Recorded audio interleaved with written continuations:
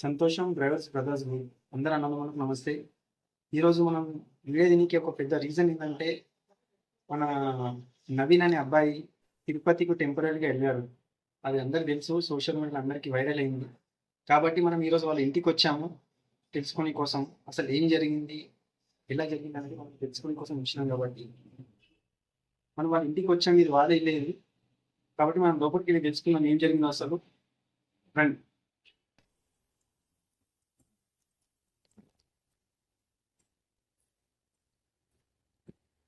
నమస్తే అండి.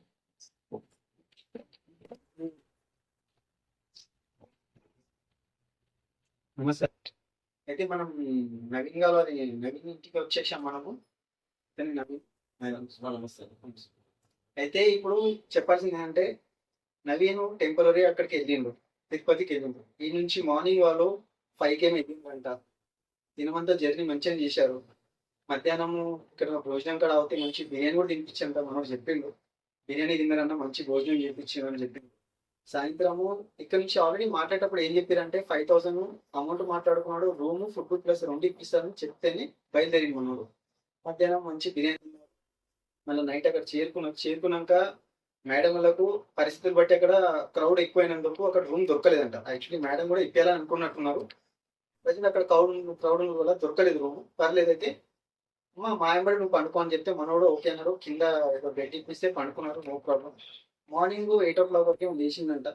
మా మేడం కూడా చెప్పారు ఏంటంటే నాతో మాట్లాడేందుకు డిస్టర్బ్ చేయడానికి తనకు ఎక్కువసేపు పండుకోవాలని పండుకొని ఇచ్చిందని కూడా చెప్పింది. మంచిదే ఆడ వరకు కూడా.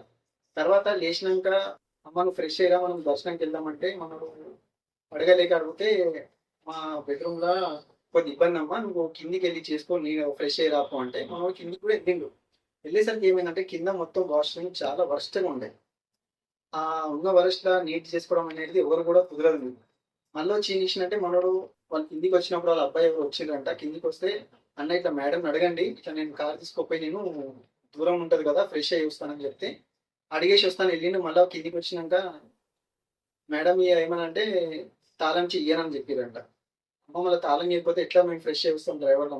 తాళం చేస్తే మేము ఇప్పుడు బయటికి వెళ్ళాలంటే అది మన ఇల్లు కాదు కాబట్టి ఇప్పుడు ఆయన బ్యాగ్ కానీ ఫోన్ కానీ ఎక్కడ పెట్టుకుంటారు. కార్ ఉంటే ఏంటంటే మనం వాష్రూమ్కి వెళ్తే లాక్ చేసుకొని పోయి మనం నీట్ చేసుకొని ఫ్రెష్ అయ్యి వచ్చేస్తామని ఉద్దేశంతో నడితే మేడం ఏం చెప్పారంటే నీ కార్ తాళం ఇయ్యము, నువ్వు కార్లో పనుకొని వచ్చినాము అని కొన్ని మనం వీడియో చూసినాము.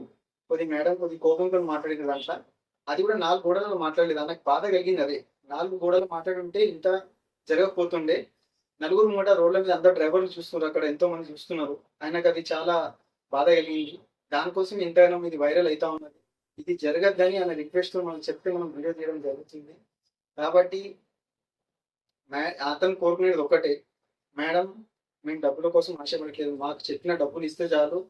మాకు ఏదైతే మీరు నలుగురు ముంగట మమ్మల్ని క్లాస్ మీటింగ్లో కోపమైనరో ఆడ అందరి ముంగట మాకు క్షమాపణ అడగాలని కోరుతున్నారు. కాబట్టి ఇప్పుడు ఆయన మాటలతో కూడా ఒకసారి తెలుసుకుందాం ఏం జరిగిందో. చెప్పండి మీకు. నమస్తే. డ్రైవర్లందరికీ, పెద్దలందరూ, గురువులందరికీ నా నమస్కారం అండి. ఆ మేడం గారికి కూడా నమస్కారం.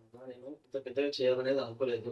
కాకపోతే ఏంటంటే నాకు అక్కడ జరిగిన సిచ్యువేషన్ ఎట్లా అంటే, నీకు తాళం ఇయ్యను రా విధవా, నీకు ఒకటి రా నాకు అడగదానికి, నీవు ఇంటి మనిషివా, ఇంటి మనిషివా, తాళం ఇవ్వాలి నేను అంటే, మేడం అట్లా కాదు మేడం, పొద్దున్న నిన్నంతా మంచిగా ఉన్నారు, మరి వాళ్ళు ఎందుకు అట్లా చేస్తున్నారు అనేసి నేను నార్మల్గా అసలు కూడా అలా చేయాలని కూడా అనుకోలేదు. ఆ వీడియో కూడా నేను అసలు అట్లా తీద్దామని అనుకోలేదు. అయితే ఏమైందంటే ఫస్ట్ నుంచి కూడా మాట్లాడుతున్నా మేడం ఎట్లా అంటే, ఏం రాయి ఒక కంప్లైంట్ చేసిన నా మీద తాళం వేయకపోతే నేను అది ఎవరైతే పంపించారు సుబ్బారావు గారు, ఆ సుబ్బారావు అన్న కూడా నేను మాట్లాడాను. అన్న మరి ఇట్లా చేస్తున్నారన్న తాళం వేయట్లేదు అన్న, బయటికి వెళ్ళాలంటే కిలోమీటర్ దూరం ఉంది అది వాష్రూమ్స్, మన సులభ్ కాంప్లెక్స్ లాంటివి పైన కొండ మీద. సో అది దూరం ఉందని నేను అడిగాను తీసు. ఇప్పుడు సేఫ్టీ పరంగా ఇప్పుడు నేను సులభ్ కాంప్లెక్స్ లో లోపలికి బాత్రూమ్ బ్యాగ్ అయితే బయట పెట్టాల్సి వస్తుంది. బ్యాగ్ బయట పెడితే ఇప్పుడు సెల్ ఫోన్ అవన్నీ బ్యాగ్ లో పెడతాం. ఒకరికి పోయినాయి అనుకోండి సులభ్ కాంప్లెక్స్ పెట్టాం, మనకి సెక్యూరిటీ ఎవరు ఇస్తారు సార్? నేను దానికోసం అని కార్ అడిగాను, అంతే చిన్నది.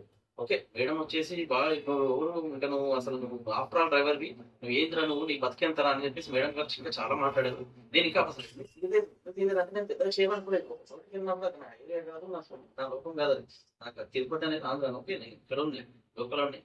కాకపోతే అక్కడికి వెళ్ళినప్పుడు మనం ఎంత రిక్వెస్ట్ ఉన్నామో అంత రిక్వెస్టింగ్ గా ఉండాలని మేడం గారిని, అమ్మ తక్కువ మాట్లాడు, నేనేం తక్కువ వేయలేదు కదమ్మా, మీకు అడిగేది నేను కీస్ ఒకటి అడిగానమ్మా, నేను వేరే విషయాల కోసం కాదు, వేరే ఉద్దేశం కోసం కాదని చాలా అయినక్కడికి నేను మాట్లాడదామని ఎంత రిక్వెస్ట్ చేస్తున్నా కానీ ఆ మేడం గారు మీదికి వచ్చేస్తున్నారు. ఇంకా అసలు ఎట్లా అంటే ఫ్రస్ట్రేషన్ అయిపోయి ఫైర్ అయిపోయి ఆ మేడం గారు ఇట్లా మీదకి వచ్చే వరకు నాకు ఇంకా తట్టుకోలేక ఇంక నేను మీతో మాట్లాడలేను అనే విషయంలో ఇంక పక్కకు వచ్చేసి అప్పుడు నా ఎమర్జెన్సీకి సెల్ ఫోన్ ఒకటి తీసి, ఎందుకంటే ఇప్పుడు ఈ మాట్లాడినంత కూడా ఇప్పుడు ఇవాళ నేను వీడియో తీయకపోయింటే, ఒక చిన్న వీడియో అయినా సరే తీయకపోయింటే ఇప్పుడు బయటకు వచ్చేది కాదు. ఆ మేడం వాళ్ళు అసలు నన్ను పట్టించుకోవడం కూడా కాదు.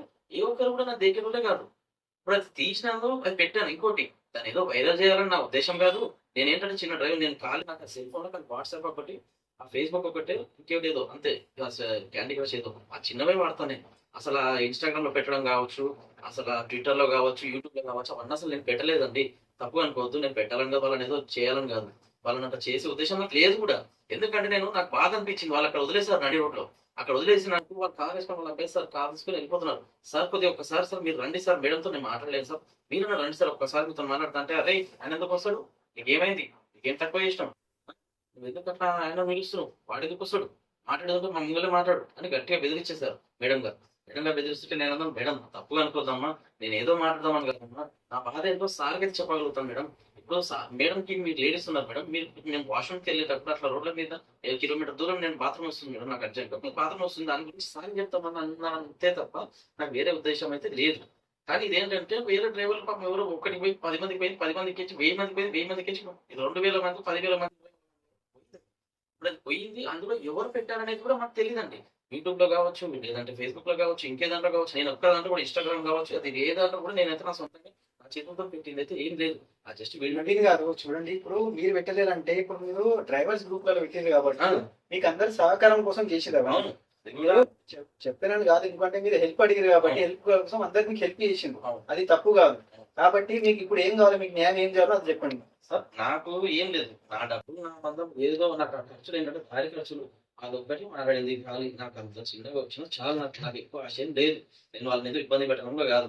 అయితే ఇంకొకటి నాకు కొద్దిగా ఏంటంటే అవమానం జరిగింది సార్. మెయిన్ నాకు న్యాయం కావాలి. ఎందుకంటే డ్రైవర్లకు కూడా అట్లా చిన్న చూపు చూసి అంతగానం తిట్టాల్సినంత బాధ ఏంది? ఈ రూమ్‌కి తీసుకెళ్ళి 4 గోడల మధ్యలో ఒక దెబ్బ వేసినా నేను పట్టించుకోకపోతున్నా. పెద్ద మనిషివి నువ్వు. నా తల్లిలాగా కన్నావు. ఆ! నా తల్లిలాగా ఉన్నారు మేడం. నేను అట్లా కూడా నేను మేడం మేడం అని మాట్లాడినా. నేను అసలు దూరం పోయినప్పుడు అసలు వాళ్ళతో అంత బ్యాడ్‌గా మాట్లాడడమో, లేదంటే బ్యాడ్‌గా బిహేవ్ చేయాలనే ఉద్దేశ్యం డ్రైవర్‌కే ఉండుంటే, అసలు అట్లా మాట్లాడుతుంటే వాళ్ళ అబ్బాయి దగ్గర కూడా 2 సెల్ ఫోన్‌లు ఉన్నాయి. వాళ్ళే ఆటోమేటిక్‌గా తీసేవాళ్ళు నేనేమన్నా బ్యాడ్ వర్డ్స్ మాట్లాడినా, ఒకవేళ ఏమన్నా అనుంటే. ఇంకోటి 2000 ఇచ్చాము, 3000 ఇచ్చాము డ్రైవర్‌కి ఎళ్ళేటప్పుడు అని వేరే దాంట్లలో కూడా పెట్టారు సార్.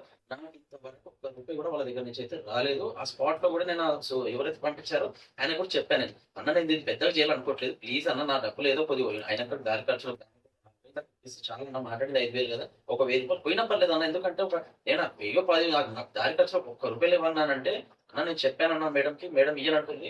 ఇగ మేడం ఇయ్యనంటే ఇగ నేనేం చేయాలన్న, నేను చెప్పే కాడికి చెప్తున్నా. ఆ మేడం ఏమో లేదు రమ్మను, అయినా సరే తిడతానన్నా సరే పడాలి డ్రైవర్ అన్నాక అన్నట్టుగా మాట్లాడుతూ రమ్మను, చేయమను, డ్యూటీ చేసి 3 రోజులు చేసినాక తీసుకోమనంటే, నేనింక డ్రైవింగ్‌లోకి నేను వాళ్ళతోటి ఎళ్ళినా గాని వాళ్ళు నన్ను తిడతా ఉంటే, నేను ఇంట్లో కూర్చొని మేడం ఏమో తిడతా ఉంటే నేను డ్రైవింగ్ చేయాలంటే కూడా నాకు ఇరిటేట్ కూడా చేయలేను. నేను ఆ డ్రైవింగ్ చేస్తూ తిట్లు పడుతూ నేను చేయలేను. ఎందుకంటే కోపంలో వాళ్ళతోని రన్నింగ్‌లో కొట్టాడాలా, బండి కొట్టుడు సో ఇగ అది పెద్దగానే అయితది గానీ చిన్నగా అయితే కాదు సార్. అది నేను చెప్పాలనుకుంది. థాంక్స్ అన్న.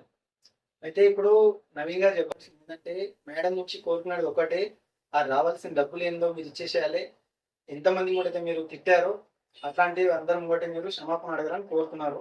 అట్లాగే మనము నవీన్ వాళ్ళ అమ్మగారు ఉన్నారు, వాళ్ళతో మాట్లాడడం తెలుసుకుందాం. చెప్పండి. నమస్తే అండి. మా బాబుని తీసుకెళ్లారు. డైవర్ గారు తీసుకెళ్లారు. డైవర్ గారు బాగానే ఉన్నారంట.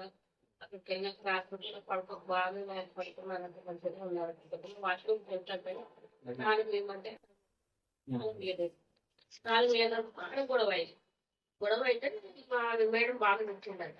దాని గురించి వచ్చేసింది.